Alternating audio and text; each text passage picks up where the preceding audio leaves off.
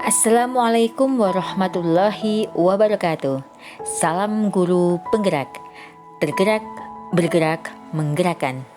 Perkenalkan, nama saya Deska Setia Nurlaila, calon guru penggerak Angkatan 7, instansi SMP Negeri 3 Pugelan Kabupaten Banjarnegara. Pada kesempatan kali ini, saya ingin menyampaikan tentang aksi nyata yang telah saya lakukan pada modul 1.1 tentang filosofi Ki Hajar Dewantara. Oke, dalam video ini yang akan saya sampaikan yaitu perasaan selama melaksanakan perubahan di kelas, ide atau gagasan yang muncul sepanjang proses perubahan, pembelajaran dalam bentuk praktik baik, foto bercerita, dan testimoni. Untuk lebih lengkapnya, let's check it out. Perasaan saya selama melakukan perubahan yaitu saya merasa senang karena dengan mempelajari modul 1.1 tentang filosofi Ki Hajar Dewantara membuat saya sadar dan tergerak untuk bergerak melakukan perubahan dalam pembelajaran. Saya menyadari bahwa seorang guru harus memfasilitasi kebutuhan murid dalam pembelajaran. Sebelum mempelajari modul 1.1, saya cenderung menyamaratakan kemampuan peserta didik dengan melakukan pembelajaran sesuai dengan zona nyaman saya tanpa melakukan asesmen diagnosa dan memahami karakteristik peserta didik. Sekarang saya menyadari bahwa setiap anak mempunyai kodrat dan keunikan masing-masing, sehingga guru tidak bisa menyamaratakan atau memperlakukan anak dengan perlakuan yang sama dalam pembelajaran. Berikutnya, ide atau gagasan yang muncul. Karena pembelajaran sudah berlangsung beberapa bulan, maka saya melakukan refleksi sekaligus sebagai diagnostik terhadap kemampuan dan potensi anak dalam pembelajaran.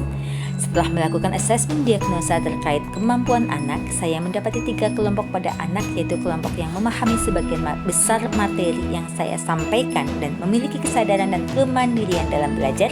Kelompok kedua yaitu kelompok yang memahami sebagian materi dan sudah muncul kesadaran dan kemandirian dalam belajar, dan kelompok ketiga yaitu kelompok yang hanya memahami sebagian kecil materi yang disampaikan dan belum muncul kesadaran dan kemandirian dalam belajar. Setelah mendapatkan 3 kelompok itu, saya merancang pembelajaran dengan 3 aktivitas dan 3 sumber belajar yang dapat menumbuh kembangkan potensi murid dengan suasana belajar yang nyaman dan menyenangkan. Berikutnya adalah pembelajaran dan pengalaman dalam bentuk catatan baik. Diawali dengan perencanaan yang saya lakukan adalah 1. Menyusun rancangan pembelajaran dalam bentuk modul ajar, kemudian menyiapkan media dan alat yang akan digunakan untuk pembelajaran dan meminta bantuan dan berkolaborasi dengan rekan sejawat.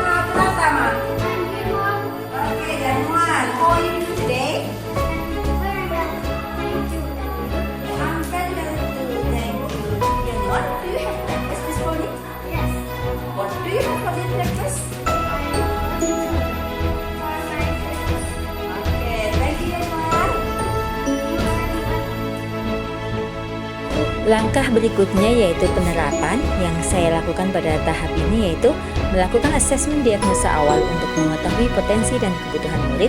Yang kedua, memetakan kelas menjadi 3 kelompok berdasarkan asesmen diagnosa dengan aktivitas pembelajaran yang berbeda, yaitu bermain kartu angka, bermain ular tangga, dan bermain kartu hari besar nasional.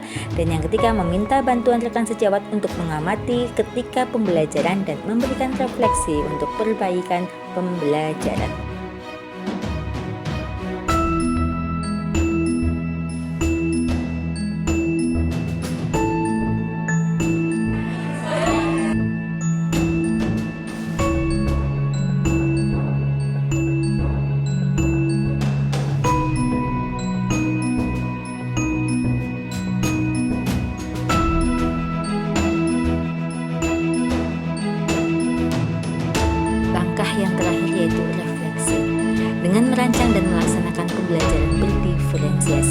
berusaha memfasilitasi murid sesuai dengan kebutuhan mereka dalam proses pembelajaran. Berikutnya, dengan menggunakan permainan kartu dan ular tangga dalam pembelajaran, saya berusaha memenuhi kodrat anak untuk belajar sambil bermain. Kemudian setelah melakukan refleksi terkait proses pembelajaran, anak-anak terlihat antusias dan bahagia dalam melaksanakan kegiatan pembelajaran.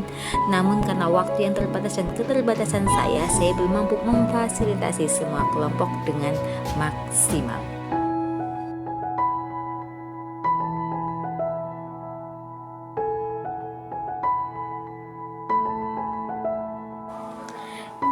Yang terakhir yaitu testimoni dari rekan sejawat dan peserta didik. Assalamualaikum warahmatullahi wabarakatuh.